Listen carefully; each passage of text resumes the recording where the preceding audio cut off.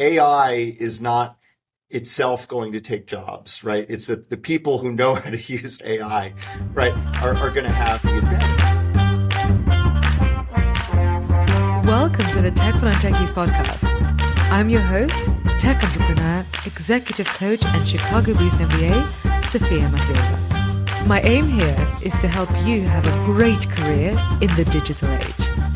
In a time when even your coffee shop has an app, you simply have to speak tech.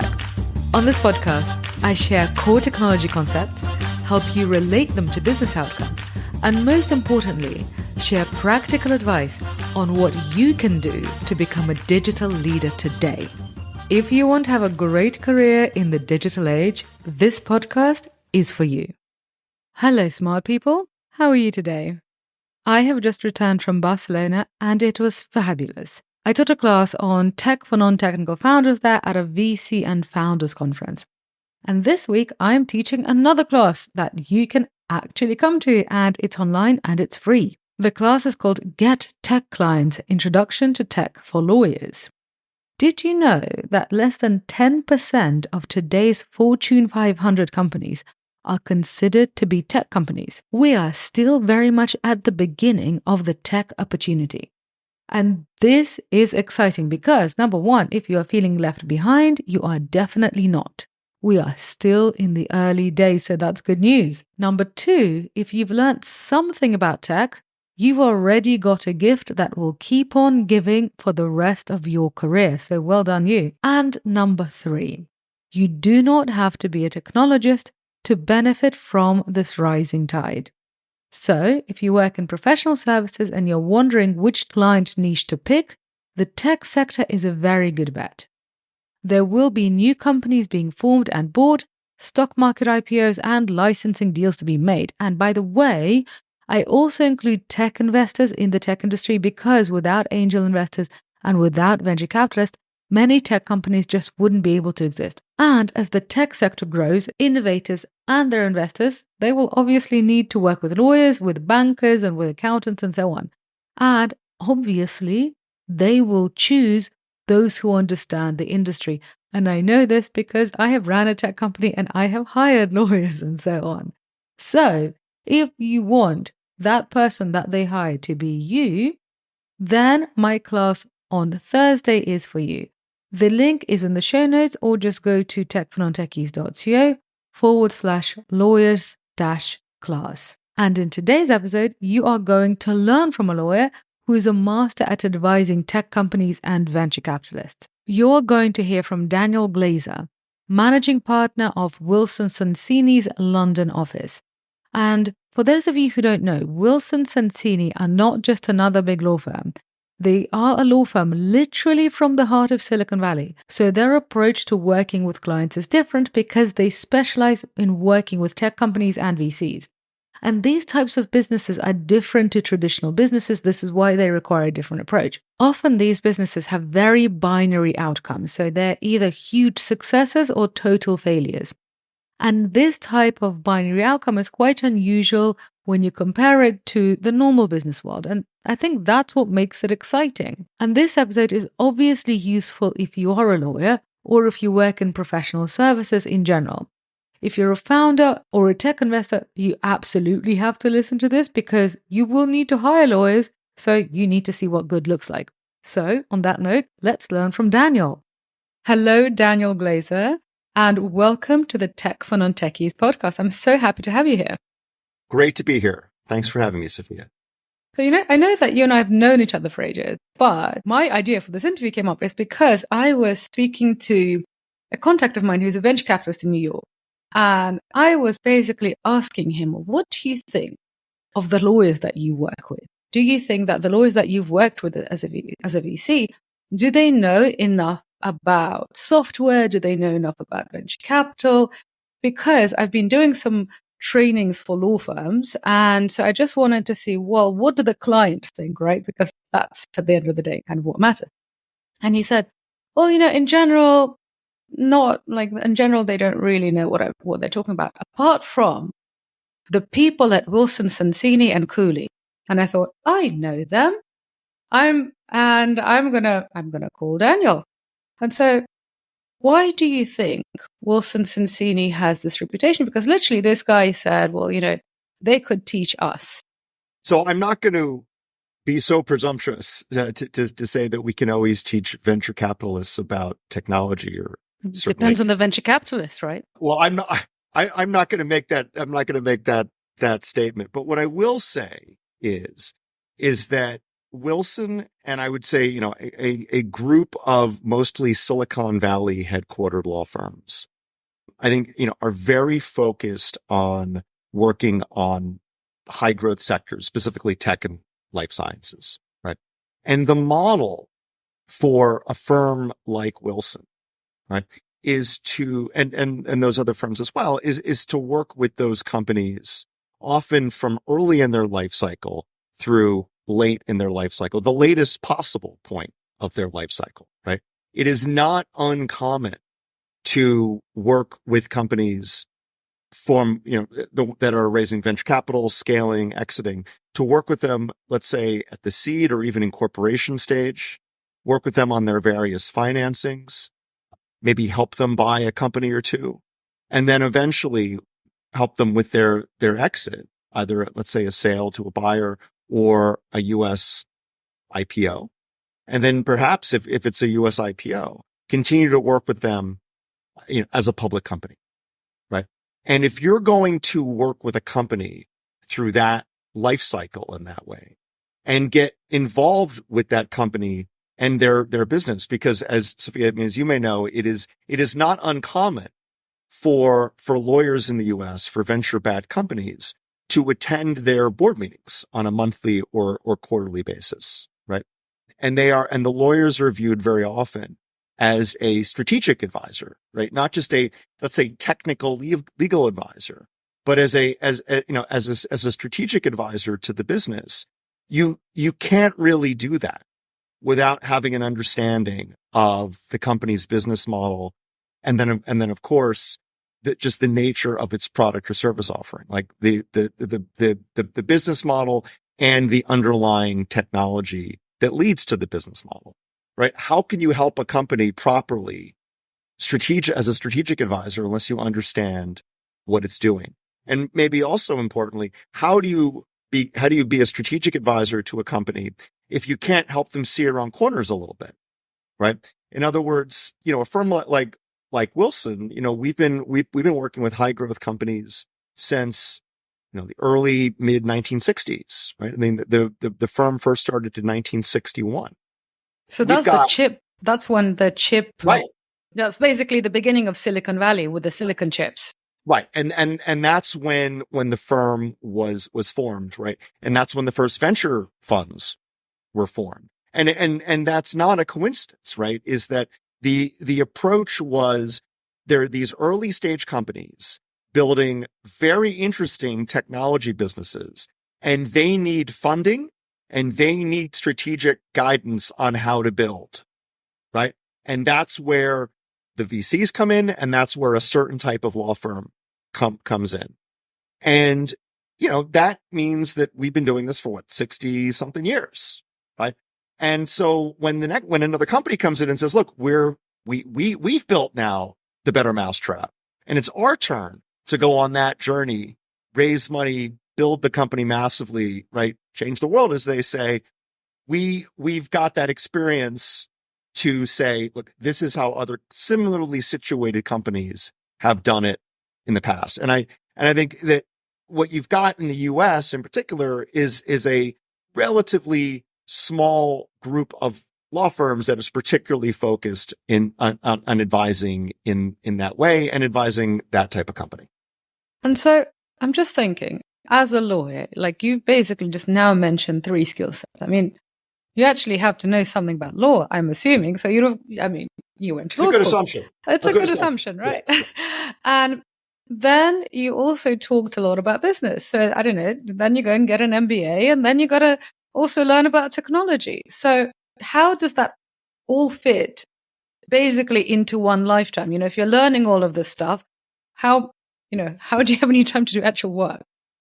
What I mean is, like, how did you learn all of these? Because yes, you start with a law degree, and then what has to happen to a person who graduates from law school in order for them to become a strategic advisor to a tech client? So look, part of it comes with the American model of training lawyers is that you go to 4 years of university and then you go to 3 years of law school, right? So it's a full 7 years until you even qualify to go out and practice. And there is no for the most part, there is no sort of legal or law major that you would take in university or in college, right? For those Americans listening. It's more that, like, for example, I was a history major, right? In college. And I think excellent choice. Thank you. And I was encouraged, and I think a lot of people are encouraged really to think outside the box a little bit and explore, different areas of study. And, and that's where a lot of people go to law school after that, right? Let's say that they might have been, pre-med in college and decided actually that they want to go to law school, or, they were in the arts, right? And decided that they wanted to go to law school. And very often those who go to law school will end up focusing their careers in law on areas that they were particularly interested in, may have explored in university, right? So, after 7 years of that study, what comes out more often than not is both an understanding, as they say in American law schools, an understanding of how to think like a lawyer. Not necessarily that you've memorized a body of law, but you've been taught, especially in those 3 years of law school, by what's called the Socratic method, where there's an ongoing back and forth, a Q&A, kind of a call and response with your professors, where you learn how to think on the spot and think critically. And, the right answer oftentimes, if you're, at least in the US, if you're an American lawyer, when somebody asks you a question, you may not know off the top of your head the specific legal answer, certainly if it's an area that you're not familiar with, right? But you know exactly how to find that answer, right? And to find an answer and to provide the answer in a way that will be most useful for the company. In other words, not just here is the black letter law answer, but here is the answer, and this is how it applies to your business. And this is how you can use the answer to be successful, right? And that extra step, that making a recommendation to your client, right, on how to use the legal knowledge that you're providing, I think that's the extra bit. That's what kind of separates maybe the good from the great, hopefully, right? And that's what, in my experience, certainly American companies, American clients are looking for. Which is, and that's why, I talk about this a bit, that in the US, the phrase for hiring a lawyer, it's take advice of counsel, right? And I think that underscores what's going on there, is that when you're out hiring a lawyer, when you're seeking to get a legal answer, what you're asking for is advice of counsel, which is please advise on what your recommended course of action is. And you cannot effectively provide a recommended course of action unless you've got the broader context and, the broader understanding of a range of things, not just the technical, the legal answer. Right. And again, I do think a lot of that comes from the training. And I'm just going to give a shout out to my professors who always said, we're teaching you how to learn how to think like a lawyer. Yeah. How to think critically and to provide an answer that is highly useful in context. It's interesting because I'm actually seeing parallels to what I've taught at business schools when I've taught tech for non-technical founders or tech for business leaders, because people assume that I'm going to tell them how to teach a specific tool. And most of the time I have no idea, so I'm not the person to learn that. But it's all about, okay, you're in a world where technology is constantly changing. Things are constantly changing. So you need to, but that doesn't matter. The tool doesn't matter because there's going to be a different tool in a year's time. What matters is linking technology strategy to your business goals, asking the right questions.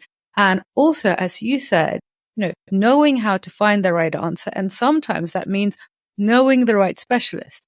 And so knowing who the right specialist is to build your thing, and knowing that, for example, don't hire a back-end developer if what you really want to focus on is kind of a beauty on your front-end screens.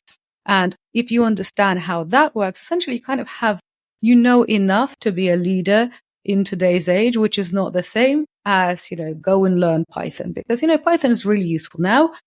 Is it going to be useful in 5 years' time? I have no idea. And sorry, and a little bit of that, right, is from a lawyer standpoint, is making the analogies, right, between companies that have come before, used analogous technologies, talk about how companies dealt with previous disruptions in the market. And yet the specifics are different, and the specifics technologies may change, but some of the dynamics are very, very similar. And here, I'll give you an example of this just from maybe more of a business standpoint is, so I've been practicing since the late 90s. And so I've been through sort of, 3 of the real kind of up and down cycles, right? First being the late 90s into the early 2000s, the internet boom. And then the 0809 financial crisis, and then sort of the recent downturn after the highs of 2020 and 2021. And, I talk to companies all the time about this who have maybe only been through one or maybe 2 of these cycles. And there's a lot to learn, right? From what we've seen on prior cycles. Like, for example, that often some of the best companies get created on the downsides of these cycles. Some of the best times to be a seed investor or an A investor tend to be on the downsides of these cycles. And being able to share some of those lessons, even though the specifics might be different, right? It might be, the current exuberance over AI versus the current exuberance over the .com, right? In the late 90s, but there are similarities there that can be shared and hopefully be instructive. It's funny what you say about investors, because I used to work in a private equity firm, and I actually remember we had this slide deck when we were fundraising. So we had to go to limited partners because, private equity people also have to fundraise. And we literally had this slide that said, we are ambulance chasers. And there was this really gruesome picture of an ambulance and a guy running after it. And basically it meant that, I think at the time we were just coming out of the Great Recession. And essentially our pitch was, this is the time to invest. This feels scary, but when it doesn't feel scary, that's exactly the time when you shouldn't invest. Yeah. And generally, it wasn't a particularly nice place to work, but they were very successful. So I remember when we spoke recently, you enlightened me about US versus UK lawyers, and my mind was boggled. So I would love to share that insight with the audience. So what is the core difference between working with a lawyer in the US versus the UK? Well, I don't know that it's necessarily the difference working with the lawyers so much as it is that the legal system creates different incentives and disincentives in the US versus the UK. And I think that results in a bit of an impact as to kind of what sort of advice is sought. And here's what I mean by that.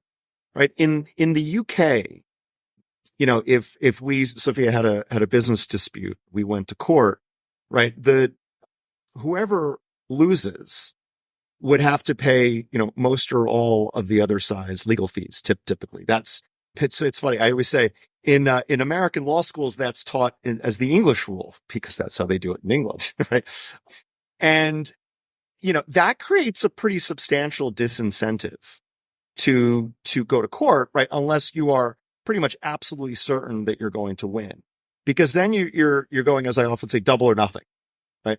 And that seems fairly risky unless you are very certain that you're going to prevail. And frankly, how often is any one party that certain, right? I mean, they may be, right? And you do say it, but at least you think twice, right? But that also means that the sort of maybe letter writing that you might see a lot in the United States, the sort of the threats that you might see between business competitors or otherwise around, threatening legal actions, you don't see as much in the United Kingdom on average. Why? And again, I think it has to do with some of the disincentives there, right? Like if it's unlikely that you're actually going to end up in court, right? It makes the letter writing seem a little bit less threatening, right? Mm-hmm. And so you don't see it as much. And so that creates a certain dynamic, right? Where it's a little bit less litigious. Whereas in the United States, if we had a business dispute and we went to court, the default is each side bears their own costs, even if they win, right? And that, creates a certain dynamic. Well, let's imagine that I had more money to spend than you do on a claim. Well, as long as I can come up with any sort of claim that kind of gets over the threshold of not being frivolous, right? Then I can put you in a pretty challenging position. By threatening you, I can put you in a position where your choices are go to court and beat me. But now you're at a substantial amount of legal fees, and American litigation often is more expensive than elsewhere in the world, right? And you're not going to you generally, I mean, there are exceptions, but you generally won't get that reimbursed, even if you win. But then your other option then would be to settle on my terms, which also is bad, right? So how do you navigate that? And I would say as a public service announcement, millions of companies are creating trillions of dollars worth of gross domestic product in the United States every year. So somebody is figuring out how to navigate this dynamic, right?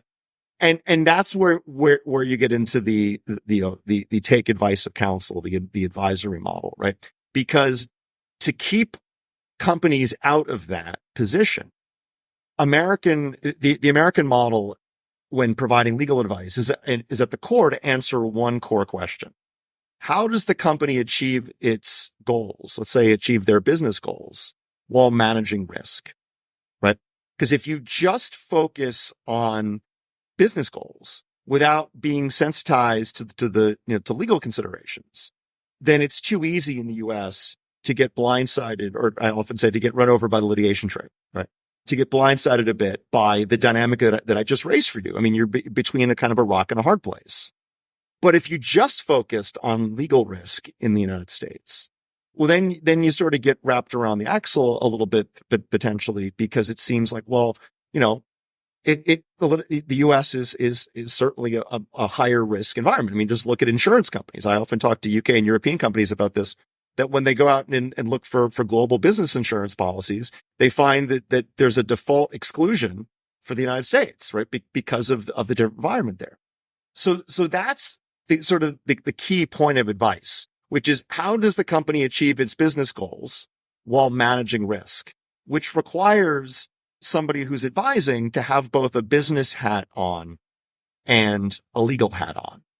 And as a side, it also means that business people in the U.S. tend to be a little bit more sensitized to legal matters than you might see in other parts of the world, because it kind of, permeates everyday business life in a way that you don't see elsewhere. Like in most other environments, there's kind of a bit of a harder break between the business and the legal. Whereas in the U.S., business and legal are almost inextricably intertwined in a way that seems a little bit unusual oftentimes to companies going to the U.S. from outside. But in the U.S., it's kind of our native environment.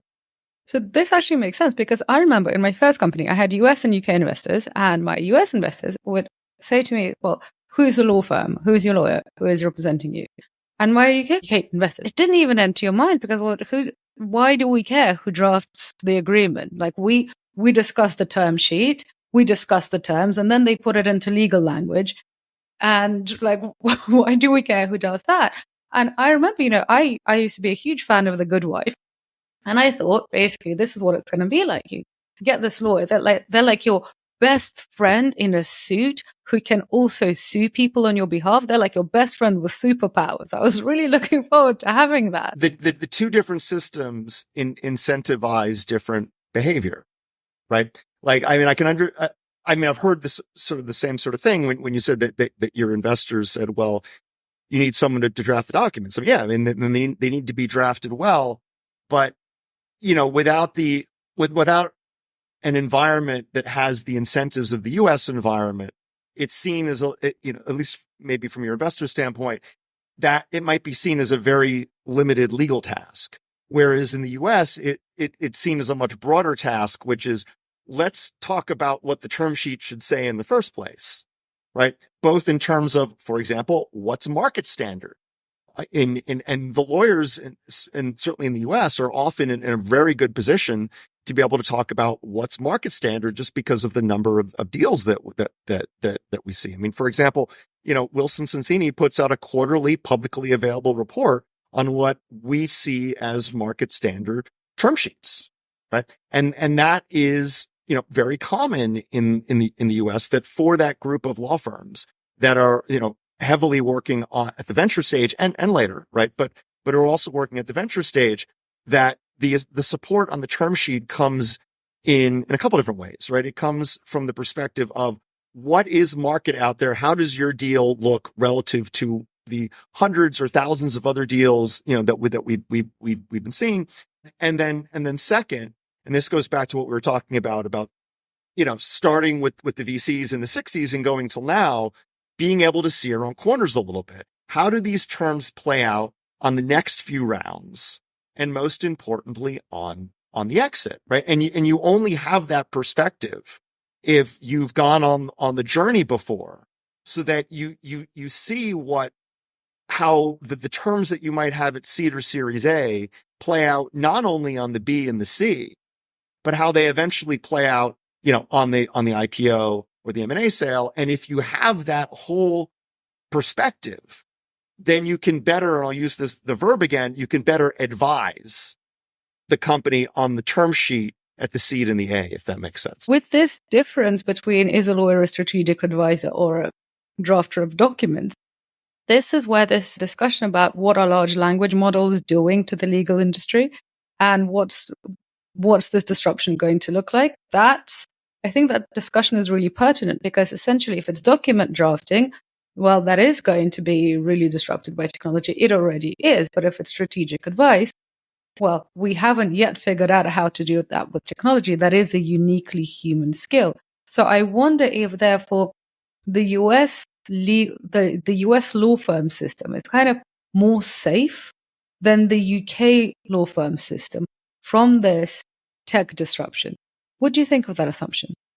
So I'm a little bit more familiar, obviously, with the U.S. perspective, and what I would say is that we certainly, as a firm, are embracing technology. AI is not itself going to take jobs, right? It's that the people who know how to use AI, right, are going to have the advantage, and I think that's probably the right way to look at it. Is that if you are viewing the world as looking to provide strategic advice, AI is a tool that helps you provide better strategic advice. Thank you so much, Daniel. I've really enjoyed this conversation, and I think the listeners are going to love it too. So listeners, if you do love it, which I'm sure you do, then what you need to do is leave this fascinating podcast a 5-star rating and a great review, and that will make my day. So thank you so much, Daniel. Thank you, Sophia. Wasn't that interesting? I found what he said about the US versus the UK legal system absolutely mind-boggling.